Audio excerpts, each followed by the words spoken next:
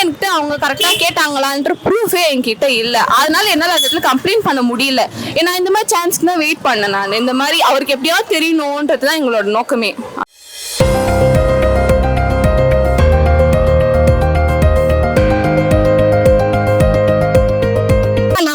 சொல்லி கேட்டா கூட பரவாயில்ல, இல்ல நான் தப்பு பண்ணல, நான் கேட்பேன் எதிர்கட்சி நான் கேட்பேன்னா சும்மா ஏதாவது கத்திட்டே இருப்பீங்க. நான் என்ன கொலைக்கு தான் செய்யும், நம்ம அதுக்குன்னு பார்த்துட்டே நிக்க முடியுமா?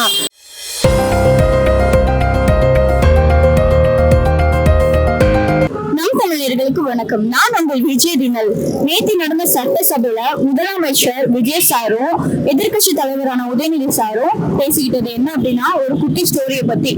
விமர்சனங்கள் நிறைய கிளம்புதை தவிர்த்து மக்களோட கருத்தை யாருமே பேச கிடையாது. அதே மாதிரி நம்ம சிஎம் சார் சொல்லியிருக்காங்க, மக்களோட பணத்தை நானும் தொட மாட்டேன், தொட்டவங்களையும் விட மாட்டேன்னு.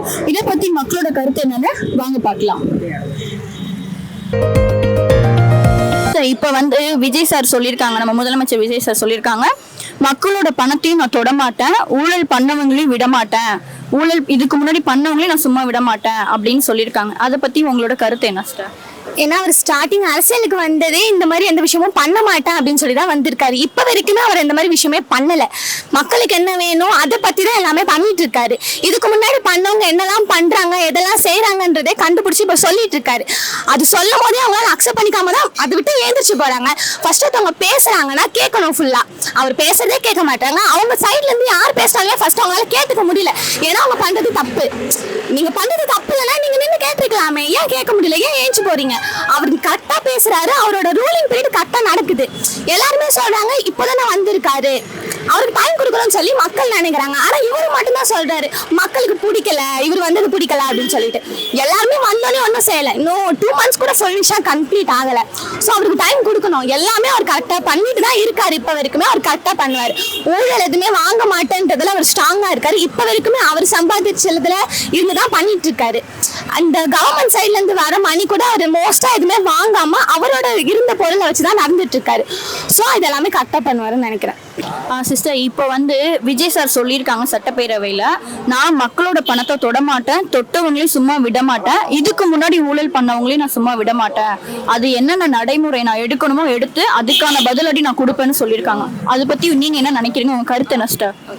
இப்போ என்ன இருக்குதுன்னா, ஊழல் நடக்காம கிடையாது, நடந்துட்டே இருக்குது. ஏன்னா என்னோட சொந்தக்காரங்க சில பேருக்கும் அந்த மாதிரி ஒரு நடந்துருக்குது. அவங்களே ஒரு மாதிரி இதாக இருக்காங்க. ஏன்னா இது இந்த அமௌண்ட்டுக்கு இந்த பெர்சன்டேஜ் போயின்னு தான் இருக்கு. ஆனா அவங்க கேட்டதுனால டிவி காலுங்க தான் கேட்கறாங்கன்னு தான் சொல்றாங்க. எனக்கு தெரிஞ்சு என்னன்னா, இப்போ ஸ்டார்டிங் ஆயிருக்கு. இவர் நல்லா இருந்தாலும் இவர் கூட இருக்கிறவங்க சரியில்லாத மாதிரி எங்களுக்கு தோணுது. அதனால அவர் என்ன பண்ணணும்னா, ஒரு டிபார்ட்மெண்ட் வச்சிருக்காங்களோ அவங்க ஃபர்ஸ்ட் சரியா இருக்காங்கன்னு அவர் வாட்ச் பண்ணணும். அது வாட்ச் பண்ணாருன்னா இன்னத்துக்கு எங்களுக்கு இன்னும் பிரச்சனை வந்திருக்காது. நான் இருக்கும் போதே எனக்கு 2 பேர் சொல்லி நான் கேட்டிருக்கேன், இந்த மாதிரி பெர்சன்டேஜ் கேட்கறாங்கன்ட்டு. இப்போ எதனா ஒரு வேலை நடக்கணும்னா இப்போ 15%, 10% கேட்கறாங்க. டிவிகே சார்ந்த எம்எல்ஏ கேக்குறாங்களா கேக்குறாங்களா இல்லையான்னு எனக்கு தெரியல. ஆனா டிவிக்கு சார்ந்தவர்கள் தான் கேக்குறாங்கன்னு சொல்லிதான் என்கிட்ட எங்க குடும்பத்துல பேசினாங்க. அது நான் கேட்டேன். இப்ப நான் ஒரு டிவிக்கு ஒரு விஜய் ஃபேன் தான் நானும். ஏன் முன்னாடி இப்படி பேசும்போது என்னால அந்த இடத்துல வாயவே திறக்க முடியாத அளவுக்கு இருக்குது எனக்கு.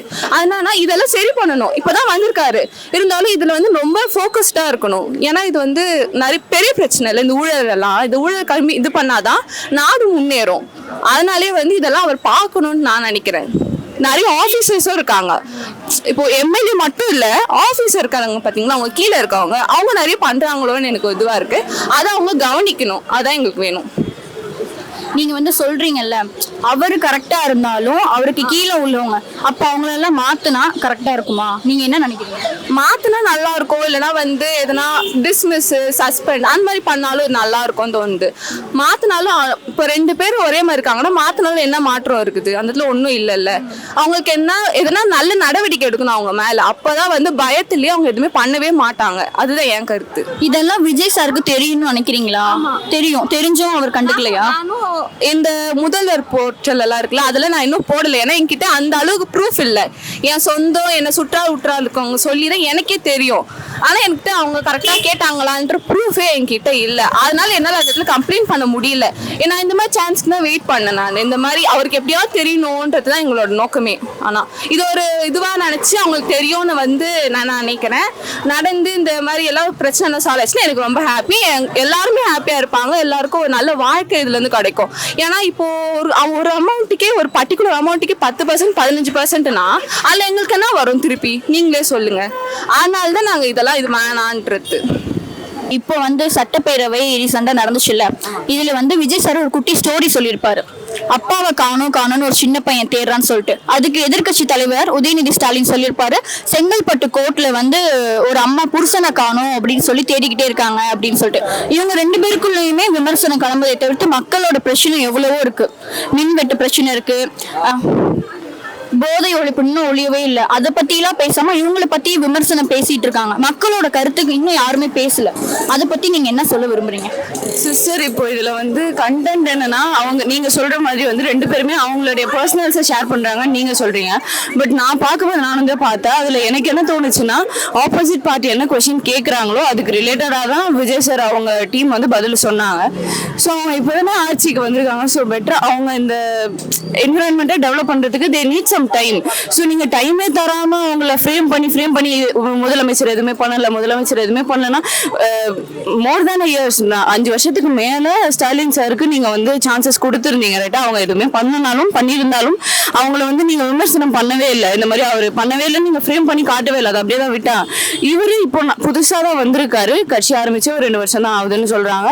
அண்ட் ஆல்சோ அவர் சொல்லியிருக்காரு தான், இந்த மாதிரி நான் இவ்வளவு டெவலப் பண்ணுவேன், இவ்வளவு கிரியேட் பண்ணி எல்லாருக்கும் ஃபெசிலிட்டிஸ் கிரியேட் பண்ணுவேன். எல்லாருமே ஆட்சிக்கு வரணும்னா அதுக்கு அவங்க சொல்றது இதே தான், டெவலப் பண்ணுவேன் தான் சொல்றாங்க. பட் அது அவங்க பண்றாங்களா இல்லையான்றது அவங்களுடைய விஷயம். இவருக்கான டைம் கொடுத்தாதான் அவர் என்ன கொண்டு வராருன்றதை நம்ம புரிஞ்சுக்க முடியும். ஃபர்ஸ்ட் அவர் வந்து இங்க அனலைஸ் பண்ணணும். அவர் சொல்லிட்டாரு ஆல்ரெடி, என்ன இருக்கு என்ன இல்ல, எது முக்கியமான்ட்டு அவர் பார்க்கணும். அண்ட் ஆல்சோ நிறைய கேசஸ் அவங்க வந்து சரி பண்ணி எல்லாம் கிளியர் பண்ணிருக்காங்கன்னு சொல்றாங்க. பார்க்கலாம், அட்லீஸ்ட் ஒரு 1 year ஆச்சு ஆகும்ல அவருக்கு எல்லாமே தெரிஞ்சு இதுதான் ப்ராப்ளம் அப்படின்னு. எல்லாமே இப்போ நீட் பத்தி சொல்றாங்க, உடனே முடிகிற விஷயமா எத்தனையோ விஷயமா அந்த நீட்லாம் ஓடிட்டு இருக்கு. அது இவ்வளோ வருஷங்கள் யாருமே எதுவுமே கேட்கல. நான் வரேன்னு ஒருத்தவர் ஹெல்ப் பண்றேன்னு வரவரை இவ்வளோ போட்டு கொஸ்டின் பண்ணி அவர் இன்னும் ப்ரெஷர் பண்ண அவர் டியூட்டி அவரால் பார்க்கவே முடியாது. ஸோ அதுக்கான டைம் அவங்க கொடுத்தாதான் இந்த சொசைட்டில சேஞ்சஸ் நடக்கும். ஸோ இப்போ இந்த ரேப் கேசஸ் நிறைய கேசஸ் போயிட்டு இருக்கு. அதுக்குன்னு அவர் ஃபுல்லாவே என்னதான் பாடு அவர் கிரியேட் பண்ணாலும் he needs some time கொடுக்கணும். எங்க தப்பு நடக்குதுன்னு அனலைஸ் பண்ணணும். முக்கால்வாசி இந்த கேசஸ் நடக்கிற எல்லாமே வந்து ஒரு எம்டி கிரவுண்ட் இல்லைன்னா ஒதுக்குப்புறமா இருக்க இடத்துல தான் நடக்குது. ஸோ அந்த இடத்துல அவர் இன்னும் கொஞ்சம் போலீஸ் கார்ட்ஸ் அதெல்லாம் போடணும். ஸோ அதுக்கு அவர் கொஞ்சம் டைம் வேணும். அண்ட் அவர் கிளியரா யோசிக்க நம்ம ஸ்பேஸ் தரணும். எத்தனையோ விஷயங்கள் நார்மல் ஒரு பர்சனல் ரிலேஷன்ஷிப்ல ப்ராப்ளம்னா கூட அவங்களுக்கான ஸ்பேஸ் நம்ம தரணும்னு யோசிக்கிறோம். ஸோ இது ஓவராலா ஒரு தமிழ்நாடு பத்தி ஒரு விஷயம்னா அவருக்கான இடத்த நம்ம கொடுக்கணும்ல. அது கொடுக்காம அவரை நம்ம ஃப்ரேம் பண்றதுன்றது தப்பு. அண்ட் ஆல்சோ அந்த இடத்துல அவர் பர்சனல்ஸ் அவர் பேசினாலும் அது தெரியாத மாதிரி கொஞ்சம் இதுவாக தான் பேசினாரு, டீசெண்டா ஃபார்மலா இருந்து. பட் ஆப்போசிட்ல அவங்க நடந்துகிட்ட விதமே கொஞ்சம் ரூடா இருந்த மாதிரி எனக்கு ஃபீல் ஆச்சு. இவ்வளவுதான். இப்ப நடந்த சட்டப்பேரவையில விஜய் சார் வந்து ஒரு குட்டி ஸ்டோரி சொல்லியிருப்பாரு. என்ன அப்படின்னா, அப்பாவும் காணும் ஒரு சின்ன பையன் தேடிக்கிட்டே இருக்கிறதா. அதுக்கு வந்து எதிர்க்கட்சி தலைவர் உதயநிதி ஸ்டாலின் என்ன சொல்லியிருப்பாருன்னா, பேரவைக்கு வெளியில வந்து செங்கல்பட்டு கோட்ல ஒரு அம்மா புருஷனை காணும் தேடிட்டு இருக்கிறதா அப்படி சொல்றாங்க. அப்ப சட்டப்பேரவை எதுக்கு? மக்களோட கருத்துக்கள் என்ன, அவங்களுக்கு என்ன தேவைங்கிறத பேசுறதுக்கு. ஆனா இவங்க 2 பேருமே இவங்களை பத்தி விமர்சனம் தெரிவிச்சுக்கிறாங்களே தவிர்த்து மக்களுக்கு என்ன தேவைங்கிறத பேச மாட்டாங்க. அதை குறித்து உங்களோட கருத்து என்னன்னு சொல்லுங்க. 2 பேருமே வந்து நாட்டுல என்ன நடக்குதுன்னு தான் பேசிக்கணும். இவங்க அவங்கள டேமேஜ் பண்றதும் அவங்க இவங்களை டேமேஜ் பண்றதுமே வந்து அவங்களதான் அவங்க ரொம்ப வந்து டேமேஜ் பண்ணிக்கிறாங்க. இதனால வந்து பீப்புள்ஸ்க்கு எந்த ஒரு இதுவுமே இல்லை. பாக்குறவங்களும் வந்து நம்மளை நம்பி வந்து ஓட் போட்டுமே நம்ம வந்து அவங்க நம்மளால எதுவுமே செய்யலேன்னு சொல்லிட்டு அவங்க தான் தப்பா நினைப்பாங்க. 2 பேருமே அவங்கள வந்து ஆப்போசிட்ட டேமேஜ் பண்ணிக்காம மக்களுக்கு எது வேணுமோ அதை செஞ்சாதான் வந்து நல்லா இருக்கும். இவ்வளோ நாள் அவங்க எதுவுமே பண்ணல. இப்பதான் அவங்க வந்திருக்காரு. அவர் எதுவுமே பண்ண விடாம இவ்வளோ அவங்களால முடிஞ்ச அளவுக்கு அவங்க எஃபர்ட் போடுறாங்க. எங்கெங்கயோ நடக்கிற ஒரு சின்ன சின்ன பிரச்சனை ஆக்சுவலாக நடக்கதான் செய்யுது. உங்க ஆட்சியில நிறைய நடந்தது, எல்லாமே நடக்கதான் செஞ்சுது. அதை வந்து உங்கள்கிட்ட கேட்டாங்க, நீங்க பதில் சொன்னீங்களா? இப்போ நீங்க சொல்லாத போது ஏதோ ஒரு பிரச்சனை வந்து நீங்க கேள்வி கேட்க வந்து நீங்க தானே பேசுன்னு சொன்னீங்க. பேசும்போது ஏன் வெளியே போறீங்க? எந்திரிச்சு தைரியமா நீ பதில் சொல்ல வேண்டியதானே? ஏன் எல்லாரும் எந்திரிச்சு வெளியே போனீங்க? உங்க மேல தப்பு இல்லை, உங்களை ஒரு கேள்வி கேட்கறாங்க, நீங்க பதில் தானே சொல்லணும். இப்போ உங்க மேல ஏதோ தப்பு இருக்கும் தானே எந்திரிச்சு போனீங்க இந்த இடத்த விட்டு. கரெக்டா இல்லையா? இப்போ நீங்க உங்க மேல அவ்வளவு தப்பை வச்சுக்கிட்டு ஃபர்ஸ்ட் நீங்க கரெக்டா இருக்கணும். கேள்வி கேட்கணும்னா உங்க மேல இவ்வளவு தப்பு இருக்கு, இப்போ நீ ஏன் கேட்குற? உனக்கு கேட்குற உரிமை இல்லை. கரெக்டா? தப்பு இருக்கும்போது நீ கேட்க கூடாது. நீ உன்னோட தப்பெல்லாம் நான் ஒத்துக்கிறேன்னு சொல்லி கேட்டா கூட பரவாயில்ல. இல்ல நான் தப்பு பண்ணல, நான் கேட்பேன் எதிர்கட்சி நான் கேட்பேன்னா சும்மா ஏதாவது கத்திட்டே இருப்பீங்க. நான் என்ன கொலைக்கு தான் செய்யும், நம்ம அதுக்குன்னு பார்த்துட்டே நிக்க முடியுமா? நகி போயிட்டே இருக்க வேண்டியதுதான். சப்போர்ட் பண்ணுவாங்க யாரு எவ்வளவு பேசினாலும், அவ்வளவுதான்.